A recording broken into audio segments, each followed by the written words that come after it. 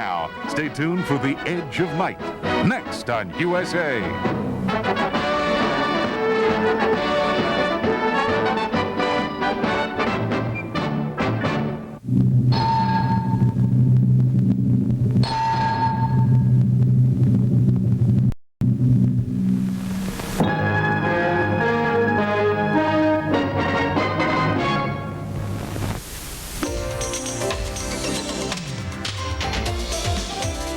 USA Network wishes you and yours much to be thankful for this holiday weekend.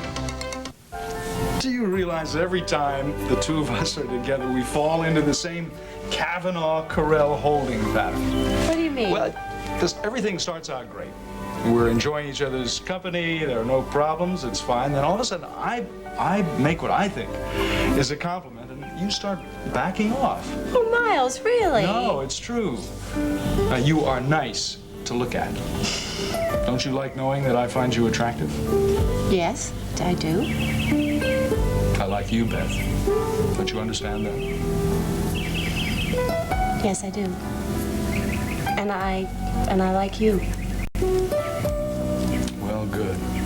That's one giant leap for man and womankind. We like each other. Yes. And since we're both adults, why is it wrong for me to admit that you turn me on?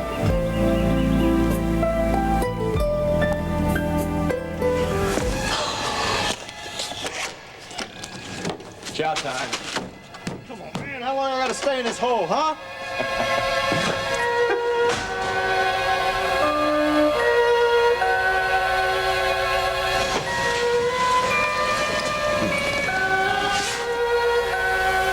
Do you, Raven Whitney, solemnly swear to tell the truth, the whole truth, and nothing but the truth? I do.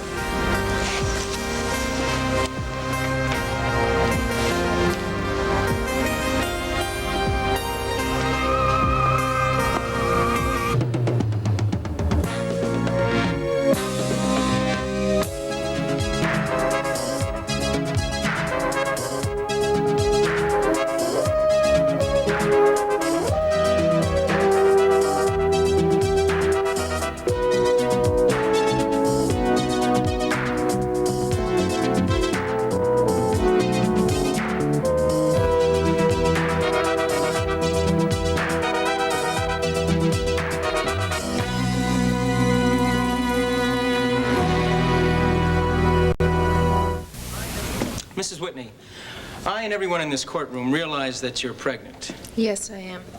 The only reason I mention this is that I know that pregnancy takes a physical toll, and if the proceedings become too arduous, I just would like you to feel free to tell us. Thank you. Brother. I know.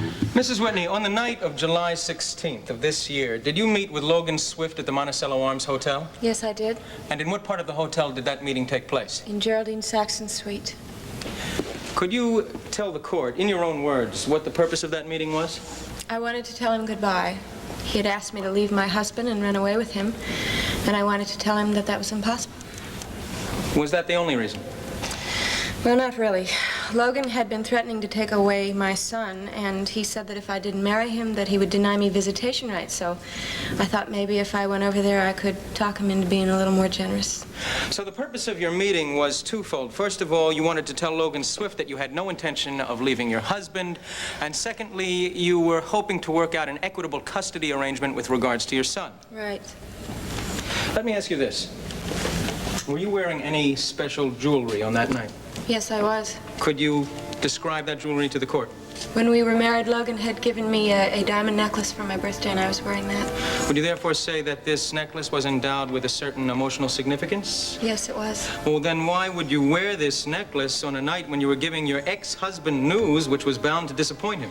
The necklace had a lot of sentimental value for Logan, and he wanted me to wear it because he said that if I decided that I would go away with him, I would keep the necklace on, but that I would give it back if I refused. What did you do with it? I gave it back to him. Were you still in Geraldine Saxon's suite at the time? Yes, I was. And what time did this take place? It's about 10:15. Thank you. Mrs. Whitney, do you recall that the prosecution played a certain audio tape for the court, and on that tape he claimed that one of the voices was that of Logan Swift's? Right. And you also recall that the alleged voice of Logan Swift on that tape said, and I quote, "She isn't coming back to me, Miles. I'm going to get the necklace back. Give it back to me," end quote. Yes. Now, going one step further, do you also recall the prosecution introduced evidence to the effect that the call recorded on that tape was made at 11:15 p.m. on the night of July 16th? Yes. Now, that was 1 full hour after you said you met with Logan Swift and returned the necklace. Right, an hour. Well, then how do you account for the fact that Mr. Swift makes it sound as if he had not yet received the necklace? Objection, Your Honor. Counsel is calling for a conclusion on the part of the witness. If it please the court, counsel for the prosecution has given himself free rein in interpreting Mr. Swift's words. Now, my client knew the deceased as well as anybody. I see no reason why she shouldn't be allowed to comment on what he said. Objection overruled. Witness may answer the question. Thank you, Your Honor. Now, Mrs. Whitney, why does Mr. Swift make it sound as if he had not yet received the necklace? He doesn't say that. I beg your pardon? Well, he was talking about something else. What do you mean by that? The first thing Logan said on that tape was, "Miles, she's not going to go away with me." So how would he possibly know that if I hadn't given them the necklace back? You haven't answered my question yet, Dr. Beth. If I happen to find you so attractive, what's so terrible about that? What's terrible? Hi. Your timing. Hi, Jody. No, your timing is perfect. Tell me, is there any news on Preacher? No. You know, I'm just going crazy. It's been much too long. Oh, I'm so sorry. I wish there was something I could do to Listen, help. as long as you're here, why don't you relax, go for a swim or something? Beth and I were just... Hi, everybody. Oh, hi, Jeremy.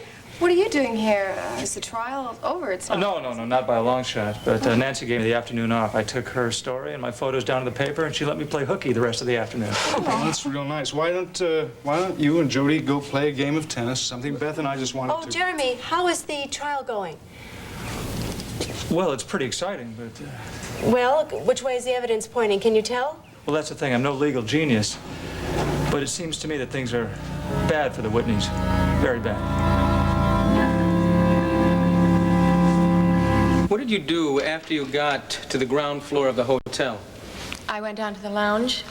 Any particular reason for that? Yes, I was supposed to meet my husband there. And when you got to the lounge, did you find your husband waiting for you? No, he wasn't there. So what did you do then? So I left the hotel and went out to where we had parked the car, but it was gone. What kind of car was that, Mrs. Whitney? I don't remember the make. It was one of those great big green convertibles. My husband calls it a classic. Why were you driving that particular car? Because it was hot and we wanted to take the top down. I see. Now, after you found out that the car was not in front of the hotel, what did you do then? Well, then I took a cab. And when you got home, did you learn anything unusual? Yes, the babysitter that had been watching Jamie said that Gunther Wagner had gone back to the hotel. Well, Gunther means well, but he has this habit of getting into trouble, so I thought I had better go to the hotel and see that everything was okay. So did you then return to the Monticello Arms Hotel? Yes, the cab that had brought me home was still in the driveway, so I took that back. And when you arrived there, did you go in through the front door? No, I took the service entrance. Why was that? Because that's where the cab driver dropped me off. And when you got into the hotel, what did you do next? I went up to Logan's room, and that was the visit that everyone heard on the tape. Mrs. Whitney, would you please tell the court why you returned to Logan Swift's room? Because I thought that Gunther Wagner might be there and perhaps my husband. Was that the only reason? No. I was concerned about Logan because when I had left him, he seemed very depressed. And when you got there, did you find either your servant Gunther Wagner or your husband there? No, I didn't. Logan was the only one there. He had been crying and drinking. How did Logan Swift respond to your visit? He was very angry. He said he was sick of us Whitneys, and he slammed the door in my face. Was this the last time you saw Logan Swift? Yes. I never saw Logan again. I swear.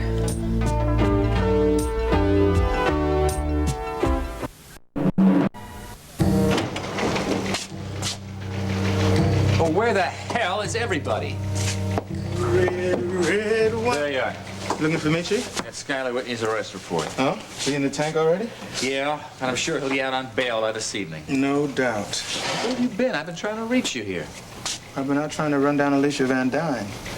Get anything? No, she had her plane fuel. Chris impounded it, and Alicia never showed up. Do you think somebody tipped her off that we were waiting for her? No, I think she planned the whole thing. I think it was just a diversion for our attention. Well, then where the hell is she?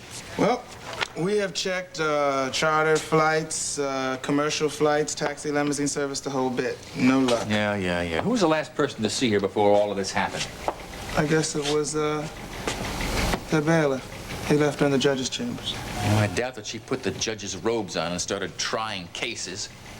She's got to be somewhere. Well, that's the problem. With her money, she could be anywhere. I mean, she could afford to charter a shuttle to the moon. For crying out loud, don't say that. We don't have any jurisdiction up there. Oh, well, Chris is out to get her, though. She thinks it's going to save Raven Whitney.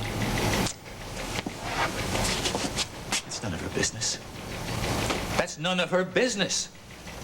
She is just a cop, like you and me, and it's not her job to try to prove or disprove anything in court. Okay, I hear you. Look, we're after Alicia Van Dyne for two reasons. A stolen plastics formula, and because she ran out of court before the judge dismissed her. Those are the only two reasons, and I don't want you or Chris I got a lead on Ed McGuire. Who's Ed McGuire? Oh, well, now, he is Alicia Van Dyne's private goon. He's a head buster down at the manufacturing plants. You know, whenever her workers get a little restless. Well, what has he got to do with this? Well, he disappeared right about the time the preacher did. Now, listen, McGuire used to pick up extra money as a night watchman at a garment plant called Sherry Fabrics. It's an outfit that Alicia Van Dyne bought before selling off its assets and shutting it down. Anything else? Well, the building that housed the company is now abandoned. I want a warrant. I want to search the place.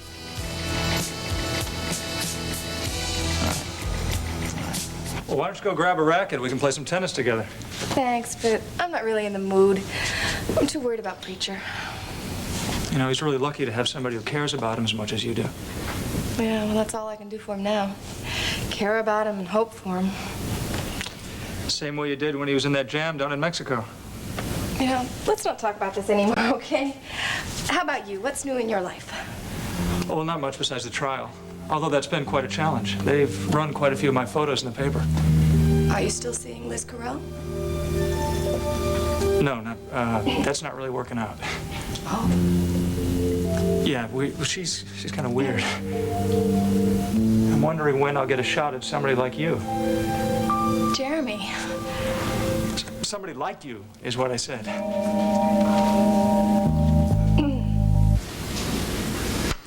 Mrs. Whitney, when you left the hotel for the second and last time, how did you get home? I took another cab. And this was the cabbie that testified that he logged you in at 11:43 p.m.? Right. Once home, what did you do? I sent the babysitter home, and then I sat down and I waited. Now, later on that evening, did your servant Gunther Wagner return? Yes, he came back around 12:50. And did he tell you that Logan Swift was dead? No, I didn't find that out until a few minutes later when Detective Egan showed up. Mrs. Whitney, did you kill Logan Swift?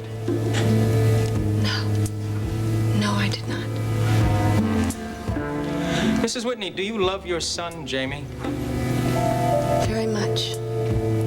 Prosecution has suggested that you may have killed Logan Swift in order to gain custody of your child. Is that true? No, it isn't. Logan had been very generous with his joint custody rights. Granted, he was a little upset that the three of us weren't going to be together, but he was very fair with me. In fact, you had a very high opinion of Mr. Swift. Yes, I did. And after that first meeting, you felt grateful to him, did you not? Yes. And in fact, a witness for the prosecution has testified that you and Mr. Swift were embracing during that meeting. Of course we were. We were friends. What those two kids saw was a kiss that just said goodbye. That was it. I mean, it was a kiss that said thank you and goodbye between two friends. All right, Calvin. Keep me posted, huh? Check. Look, if I find out anything else about Van Dyne, I'll be sure to let you know. All right. You've been helping the Whitneys. That's not what I've been doing. Well, what would you call it then? I would just like to see that justice is served. What makes you think justice isn't being served? Mrs. Whitney is getting a raw deal from our legal system, and I think it stinks. Well, until you get yourself a degree in jurisprudence, don't you worry about our legal system. Oh, please, Derek, don't get noble on me now. I'm sorry. I am sorry. But I mean what I say. Cop's job is to enforce the law, and it's a judge's job to administer it. I don't know what it is. Maybe it's just that I have a son, too. I had to go in there and take Jamie away from his mother. You cannot let feelings like that interfere. Yeah, well, tell me how to turn them off. Well, I don't know how to turn them off, but they have to be turned off. You would like to see Mrs. Whitney found guilty, wouldn't you? No, you collected all that dandy evidence. And if it doesn't convict her, you're going to be professionally disappointed. That's ridiculous. If you ask my personal opinion, I think she sure does look guilty, but it's out of our hands now. You understand? Oh, professional indifference. Does credit to you, Derek. Nice, very, very nice. Maybe someday when I grow up, I'll be as cool as you when I see an innocent woman convicted. I'm very disappointed in you. Because I thought you were a better cop than that. I'm more than a cop, Derek. I'm a woman, and I'm a mother, too, and if you take your nose out of your precious little rule book sometime, you might notice that. I know today's a bad day, but maybe we could play some tennis another time. I don't think I could give you much of a game. Sure you could. I've seen you. You can play well. In fact, maybe we could work out a regular game, once or twice a week. Oh, well, I don't know about that. I don't think Preacher would understand. Yeah. Oh, poor Preacher. Miss Travis, telephone. You can take it right over there. Oh, thank you. Excuse me. Hello? Yes, it is. Really? Oh, where is he? Right, okay. Who is this? Wait a minute. Hello? What was that? Some woman. She just called and told me that Preacher's being held at some factory down by the river. What? Could you get Miles for me, please? Yeah, okay.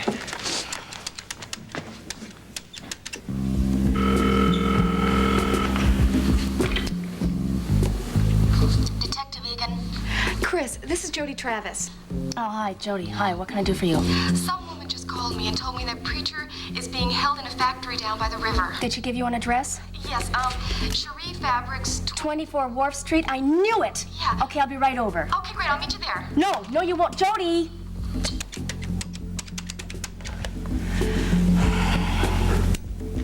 Dell, it's Jody. They found Preacher. Have you seen Dr. Kavanaugh or Dr. Carell around? No. All right. Dr. Kavanaugh! The police are on their way now. All right. I'll meet you there as soon as possible. Bye.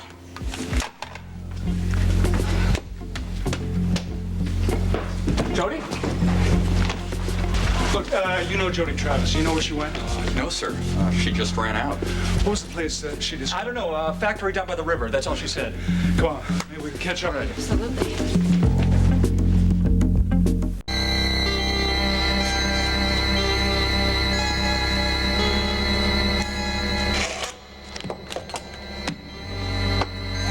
Well, it's a long time in between visits, isn't it? And how's it going, kid? Any complaints? Yeah, I got a headache from where you hit me on the head. Oh, well, just look at it this way. You still got a head. Check that out. Just easy. Just back off. Back off.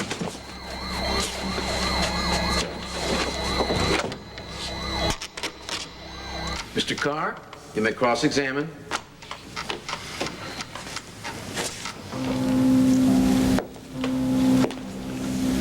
Mrs. Whitney, let's begin with that kiss. The one you describe as a goodbye kiss. Who initiated it? I don't know. Well, somebody must have made the first move. Can't you remember which of you began kissing the other? No. Try. We just kissed. Isn't that how it usually starts? All right, we must have kissed each other at the same time. We both reacted to the same impulse. Impulse? Yes, the impulse of two friends to kiss each other goodbye. That's all it was. Was Logan Swift in love with you, Mrs. Whitney? Yes, I think so. Then how can you say that he regarded the kiss as nothing more than a farewell gesture? Your Honor, objection. Witness is being asked to draw conclusions as to what the deceased was thinking. Sustained. Mrs. Whitney, after this farewell kiss was concluded, you took a cab home. Isn't that correct? Yes. But once home, you took that same cab back to the hotel again. Right. And after you concluded your second visit to Mr. Swift's room, you took another cab home. Yes. And when you returned to the hotel for a third time, did you take yet another cab? No, I didn't, because I didn't return to the hotel for a third time. Mr. Dwyer, the night clerk, testified that you were on the premises at 12:26 precisely. How do you account for that? That man is a liar.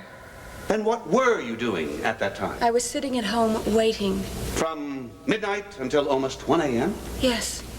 On a night filled with tension, a night in which both your servant and husband were missing, a night in which you had already revisited the hotel once because of worry and anxiety. You just sat there for 1 long hour doing nothing? Yes, Mr. Carr, I waited for a whole hour.